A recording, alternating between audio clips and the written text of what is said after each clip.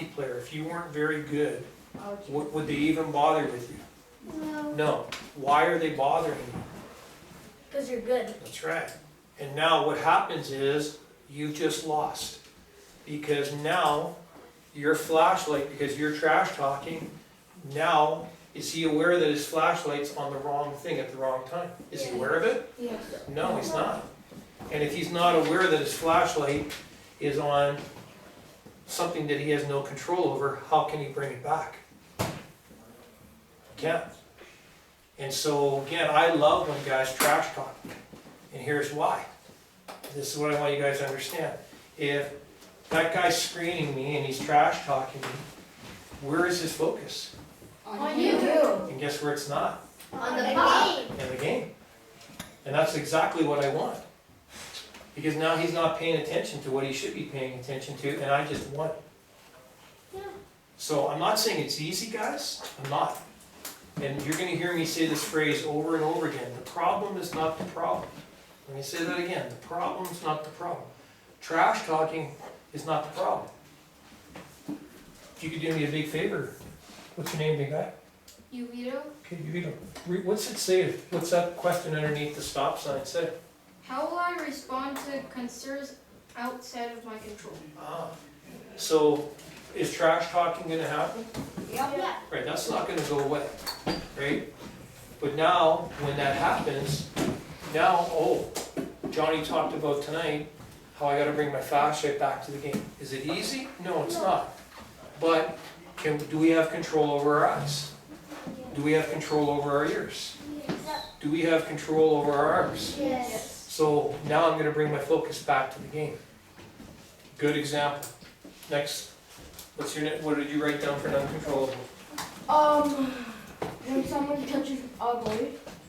When someone touches a goalie. Good, okay, I love it.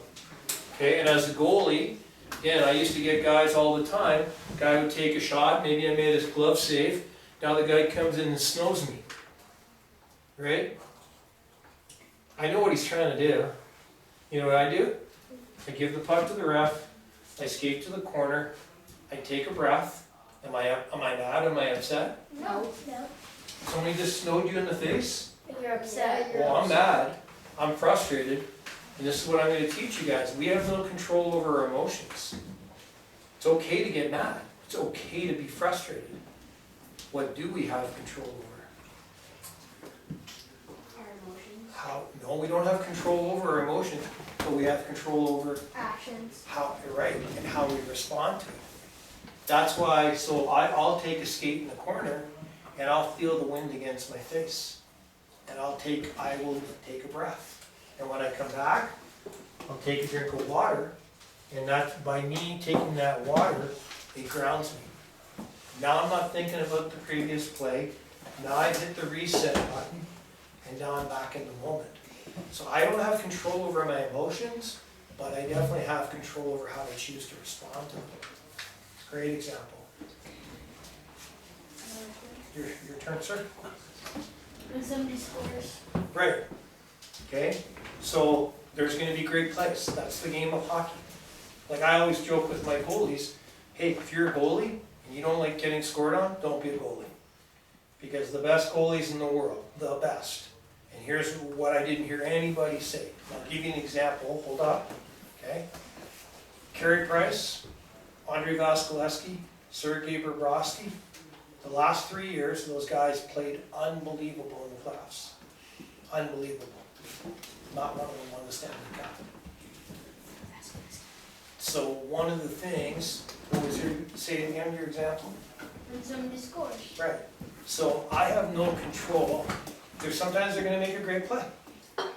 Again, what you're going to hear me say is, after that goal is scored on, we have control over where we direct our flashlight. Do we like getting scored on? I don't know anybody who likes getting scored on. But we have control over where we bring our focus. I don't know if you guys noticed in the video, but this is what Braden would do.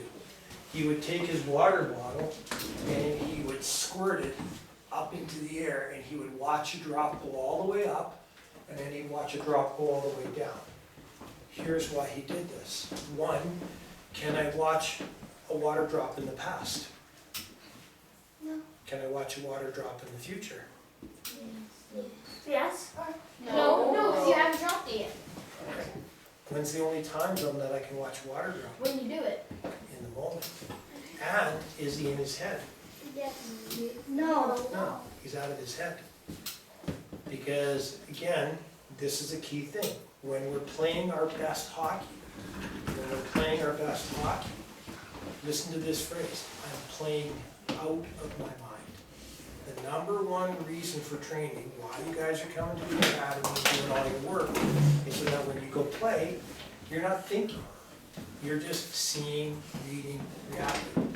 The number one reason for training is quiet mind. Because if I'm thinking about the previous play, guess where my flashlight's pointing? On my head. And if my flashlight's on my head, guess what I'm not paying attention The to? play. Right. Good. Next example. When our team gets penalties. Right. Now, how many guys in this room, because you've watched, I haven't seen, how many guys get really mad at the refs? Oh yeah, he got that. Now, here's my question for you.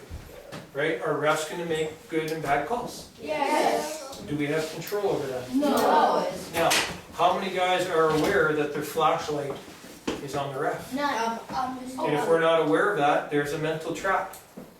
Now, there's going to be times where you might give a little tug, and next thing you know, the ref's calling you for hooking, and the guy died. Right? You know that. Yeah, Okay. because one guy holded onto my stick, and then I got a tripping call. Right. Okay? Now, you're a smart dude. Who's going to get the penalty? The instigator or the guy who retaliates? You know this. Who gets the penalty? Always. Right. Now, here's what I'm going to say. When you're in that penalty box, I'm not saying it's easy, but you have control over bringing it back to your breath, focusing on your breath. What I do, when I get in the box, I breathe, and then I'm like, next time I just try not to put my stick in there. Perfect. Okay? And I love it. So that, again, you have control over your actions. Now, if your team is on PK, you have control over setting up the box. No. No? Not even when you're on. Yeah! Don't you have control over setting up the box in the PK? Not even in your box. Absolutely, you have control over the box. You have control over getting stick. I thought you meant when you were in the penalty No, box. I'm talking, sorry, I'm talking about when, if you're on the ice, and now the coach has put you on, and you're the penalty killers, do you have control over talking to your teammates? Yeah. Do you have control over your head on a swivel? Yeah. Do you have control over getting sticks into lanes? Okay, now, does that mean you're gonna kill the penalty? No, but it's gonna give you the best chance to kill that penalty. But the first step in this, guys, is awareness, right? Oh, my flashlight is on the ref right now. Now, that's okay, it's okay to be mad, it's okay to be frustrated. But now I gotta do, what does Elsa do in the movie Frozen? You gotta let it go. You gotta let it go and bring your focus back. Okay, next guy, hey, next guy. The coaches got mad at me. Okay, so let's, good. Did everybody write that down? Yup. Write it down, because if you haven't got it down, now, here's great one. That's awesome. What's your name, guy? Austin. Austin. Do you have control over the coach's decisions? No. Do you have control over playing time? No. Did you write those down? Did you write them down? If I look on your sheet. Just say I don't got control of anything except No, myself. because here's what I'm gonna say. I had one of my NCAA Div 1 forwards, he's been playing great, and last Friday, coach called him in right before the game and said, "You're not playing tonight," made him a healthy scratch. He doesn't have control over what the coach does or says to him. But what does he have control over, Austin? His body? Himself. Right? He has control over how he chooses to respond to it. So that night he went up and he watched the game and he took notes because they were going to play that team the next night. And by him, is he angry? Is he frustrated? Yes. Yeah. But does he have control over taking notes and breaking down the other team's game? Yeah. Right. Guess what happened the next night? What? He got put in the lineup And because he studied the other teammates, the other team, and where their strengths and their weaknesses, he went in there and scored a couple goals that night and was the star in the game. Now, he could have pouted, he could have been mad, he could have been upset, and no, I'm not gonna do anything, I can't believe the coach did this. And I agree, that's a great example, right? But what he chose to bring his focus back to is the things that he could do in the moment that would give him, if he does get in the lineup, now guess what, he's ready to play against that team. Does that make sense? Yeah. Okay, next one. Your positions. Okay, can you tell me your positions? Did anybody write that down? Write it down. Can you tell me a little bit more about that, big guy? You're saying that, just so I can understand, So usually we don't pick our positions. okay? The coaches tell us. Right, so all of a sudden they might move you, if you're a right winger, he might move you over to left wing, okay? Or, and I've seen it, some extreme examples where there's a guy's a D-man, now he's asking to be a forward. Or he's asking you to be on the power play or the penalty kill, okay? Now, do you have control over understanding that position? Right, taking the time to understand it and learn it? Do you have control over knowing your team's systems? Right, great example. Next one. The coach's decisions. Okay, so good. So where, can you give me an example where that's affected you? Well, one time I wanted to play left wing, and then after I got switched to defense, which I didn't really like, and then I got switched back to center, which is like my favorite one. Okay, now, here's the thing, by you being on the wing, did you kind of get a little idea of what that guy goes through? Okay, because for me, my first year was your age, okay, and I really wanted to be a goalie, but then my dad brought me out and made me be a D-man that year. The second year, now, the main reason was he wanted me to work on my backward skating. But the one thing that I really learned about being a D-man, how hard it is to play that role. So when you start to get put into a different role, you're gonna start to understand a little bit about what they need to do. In fact, if anything, right, and Connor McDavid and Leon Draisaitl have talked a lot about this, when they change roles, when they change things, it actually helps them have better chemistry. Because they can start to understand what everybody's going through. Does that make sense? So fun fact, if you're a forward and your coach puts you back to D, that's more helpful for your team, because then you have forward experience, you got a hard shot, you're fast, Absolutely. So, you're better at blocking shot. right, so that's an uncontrollable, but I love what you said. Do we have That's what I control over our attitude? Yeah. No. Absolutely. We have, he again, hey, this is a great opportunity. Maybe I can jump up in the rush because I have those offensive skills. It's happened to me. So there, do you see what I'm saying, guys? Okay, great example. Okay, what did you write down? What was your UC? My anger issues? Okay, now, you're right, we don't have, like Braden, No, don't have control over anger, but what do we have control over?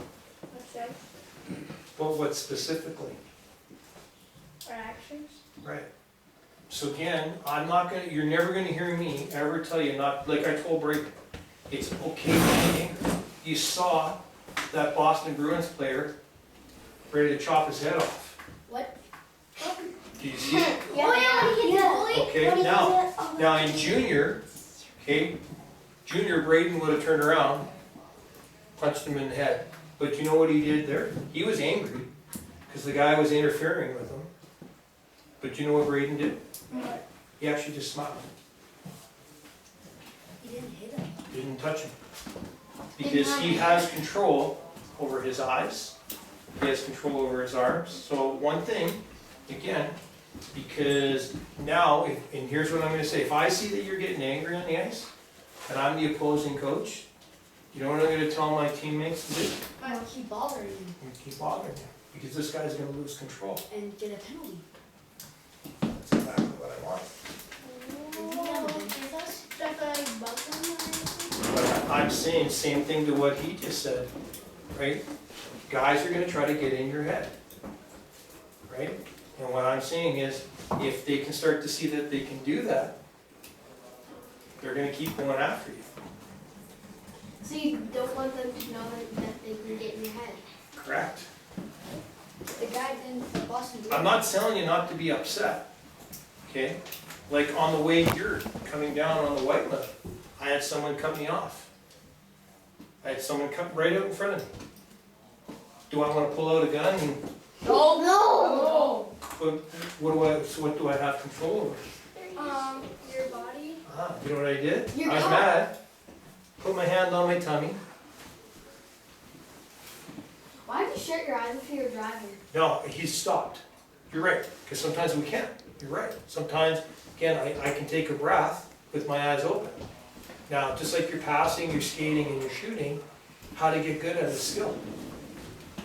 How do you get good at a skill? I keep practicing. Practicing. Okay, so I'm not teaching breathing. One of the reasons we can't feel our breath in the past is usually if I'm angry, it's because I'm focusing on things that I don't have direct control over. If there's no person, place, or thing that can make you angry. But you put your hand on this for a second. What I want you to understand, if you expect the game to go exactly the way you want it to happen, It would never happen. that's what's getting you mad. Because you have these expectations, hey, when I go dice, everybody should part way. Everybody should pass the pucks to me. So what's getting you angry? It's when people call me the N-word and they're being racist. Okay, and you know what? I agree with you. I've had several players, females, I've had guys that are black, brown, purple, like I've had guys, honestly, different colors, right? I've had guys that, one of the reasons why they did it, because it's similar to what I just said to you, they're trying to get in your head. You won't let it happen. And one thing that happened to me, this guy, he kept on bugging our goalie, and he was number 39, and so I hit him on their blue line, and I hit him on our blue line, then he chased after me until I stopped, and then he fell, and then I got a penalty. Okay. Now, I don't know, but last time I checked at your level, you gotta be careful with hitting. You can angle, right? But as soon as, again, now, are you doing this for the team? Together, everyone achieves more? Or now you're angry at this guy, and now you're gonna take a retaliation penalty, and now you're putting your team. I'm not saying it's easy, okay? But in that situation, right? Trust me, if they hear it, and they will, right? Now, guess who's gonna get the penalty? Guess who's gonna get the suspension? No, that guy by saying those words. Because if the ref hears those words, trust me, He's gone. that's right, he'll be gone. So again, Next time, just leave it to the ref. Tell the ref. No, you can't. They won't believe you. Once And this you're guy right. called me, You I have was to 2 bring him feet, which I was taller than him. Get there. and again, here's another big thing. Do you have control over the size of your opponents? No. I've write that down. I don't have any more. Okay, put it on the back. Next one, that's good, because I just want to, next one, what would you write down for an uncontrolled? When you miss the net. Okay, good. Okay, right?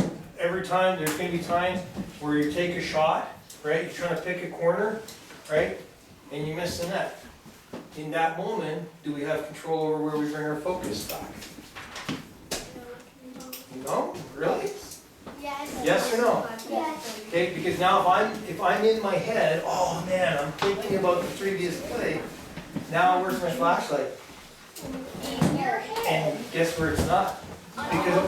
Because now if I quickly realize, oh, now I can bring my focus back to the game, and maybe I strip the guy with the puck, and I get another chance. But if I'm still sitting there thinking about the previous play, I'm not paying attention to what's going on right You could there. have an open net, and then you'd be like, oh, Does that make sense? So again, I'm not gonna tell you not to get mad. Because there's gonna be times, again, where you, all of a sudden at the last minute, you take a shot, and it takes a funny bounce. Right? How many guys wrote ice conditions? Do you have control over the ice conditions? no. Do you have control over your equipment? No. I'd write those down. Okay? Because sometimes you're gonna take a shot and your stick breaks. right? Or your skate comes undone, or it breaks, okay? What we're trying to do, guys, is really start to become aware of the things, I call them triggers, things that could get us upset. I call them buttons. There was one time a while ago, I was on a breakaway, and after I fractured my stick a while ago, and I wound up and it snapped right on the breakaway. It's frustrating, right, yeah. But in that moment, okay, yeah, I'm frustrated, but now I gotta go to the bench. Does that make sense? Yeah, that's right. Okay, what'd you write down? I wrote retaliation penalties. Like if the guy's constantly hitting you, you just get tired and you just absolutely Right. hit him back. And again, so here's my question for you. Why do you think that guy's bugging you? Get in your mind, like No. think about. You're right, but there's a bigger reason. If you were crappy, is he bothering you? No. Why is he bothering you? Cause you're good. Because you're good. Oh my gosh, this guy can single-handedly kick our butts team. So that's where you gotta step back. Again, it's almost like it's gonna sound weird, guys, but you can step out of your body, notice what's going on. Now, okay, what do I wanna do? Hey, I'm gonna let this go. I gotta bring it back. And the thing is, if you keep pounding the play, keep doing good things, is this guy gonna let it go? Probably not. Now, is it gonna last forever? No. Right? Like sometimes you get a rainstorm. Do we always like the rain? No. No, but do we know is it gonna last forever? No. No. And And after that, he tried to come and hit me again until I dodged him and ran into the board. okay, so we again, how many guys wrote down opposition?